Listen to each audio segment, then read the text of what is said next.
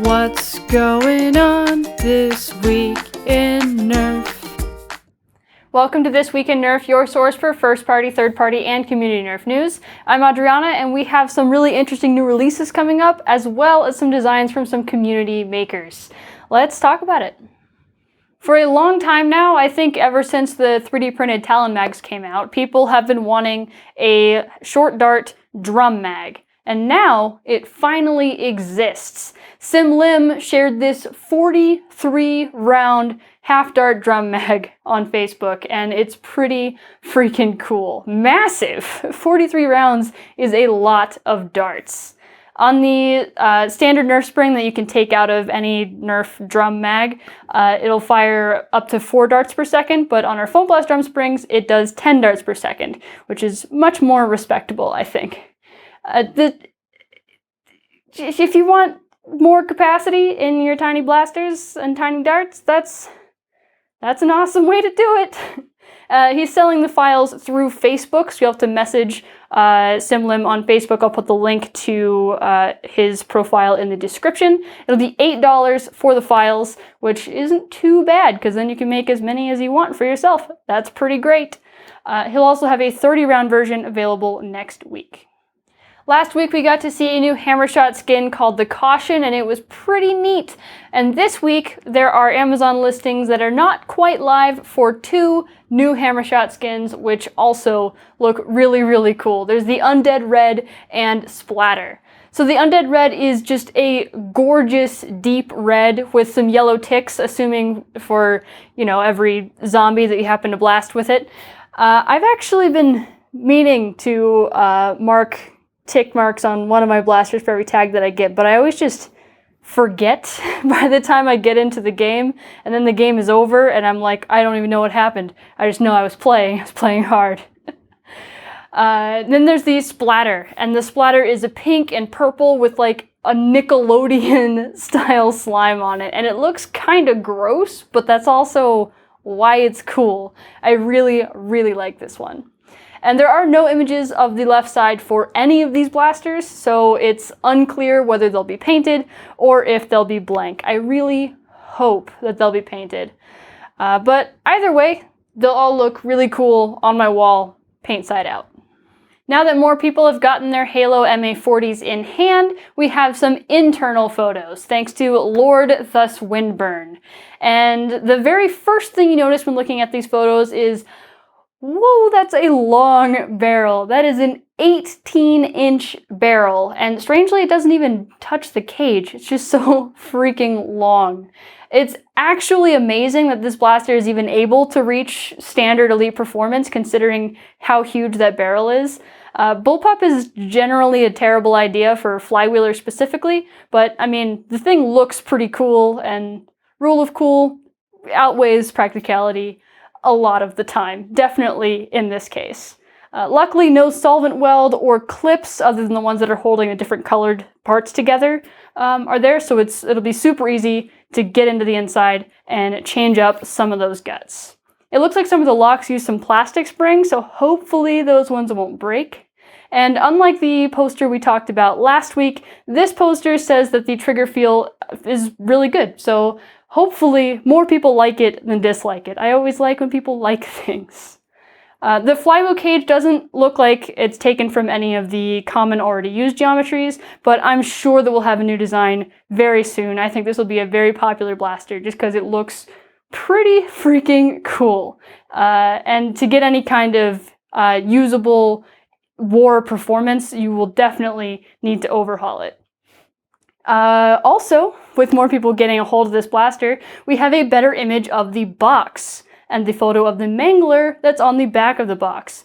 Thanks to Mythic Forge FTW, he posted this image. So it looks like it's a top prime revolver, and it's got a shroud over the cylinder, which actually looks pretty neat, and I think that'll be a prime candidate for paint jobs. Looking forward to seeing more about that one.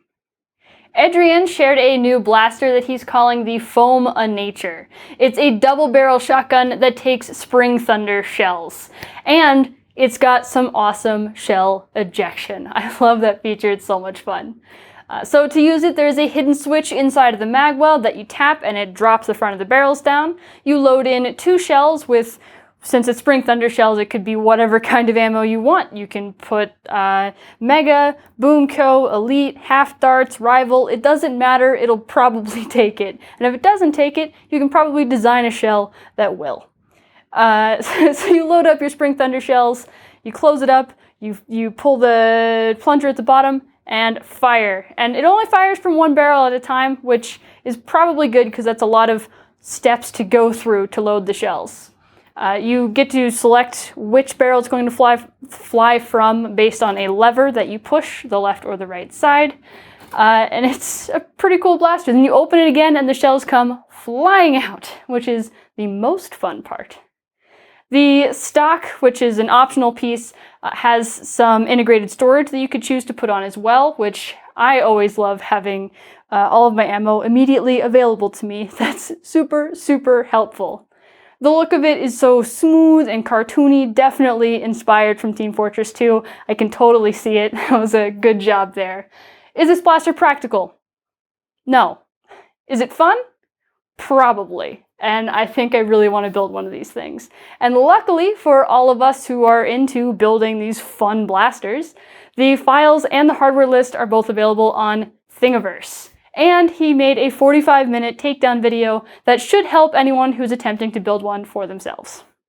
In the last Adventure Force brand live stream, Drac got to show off a brand new blaster from the Adventure Force Pro line, the Aeon Pro. Yes, it's a Pro Spamf, kind of more like a Pro Retaliator, but last week they called it the little brother of the Nexus Pro, and I think that nickname is really apt. It's essentially a minimized Nexus Pro with a minimized price. $25 for this thing. It's half the price, half the size, and with the same power. It's still getting almost 150 FPS with half darts on average, which is really just incredible out of this tiny package. They were able to cut some costs, I guess, by not including the stock. There's no sights, and there's no full-length peripherals that are coming with this blaster. You won't get the full-length mag or the full-length darts. This is a blaster that'll be on the shelves at Walmart that only comes with half-length mags and darts. That's really freaking cool, just their dedication to that platform and showing that they believe in it, and I really, really hope they can make even more and just blow up our hobby. It'll be amazing. This is a huge win for me, and even in this small form factor, I actually think I like this better than the Nexus Pro. Personally, I don't like stocks. I prefer something much more compact, especially for competitive type events. And I actually like Top Prime blasters. Why? I have no idea. I just do. It doesn't make sense. I feel like thinking about it, logically they're worse, but I like them more. I think this could potentially be my new competitive primary with just some mod magic sprinkled on it to make it hit that FPS cap that I'm looking for.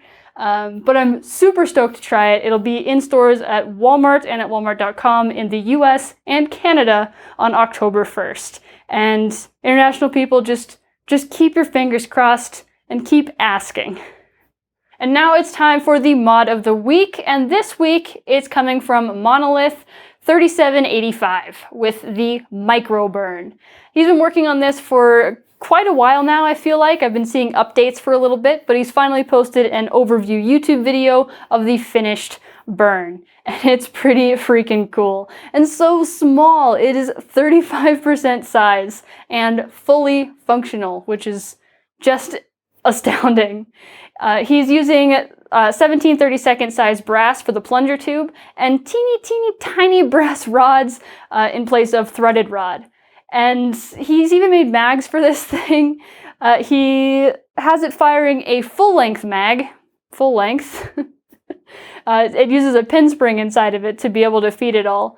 Technically, it can only fit one dart into this mag, but that's okay. We'll give him a pass for that. It fires dowel rods at amazing ranges, about 3 feet. but honestly, the fact that it fires at all is astounding, and I love it. I love these little model things. It's so neat. Thanks for sharing all the work in progress stuff along the way, and then doing this overview video. I really enjoyed seeing it. And that's the news that I have for you this week. Thank you so much for watching. As usual, the links to everything that I talked about are down in the description, so you can go build that sweet shotgun blaster. You can look at the images in the live stream of the Aeon Pro, which I am so looking forward to.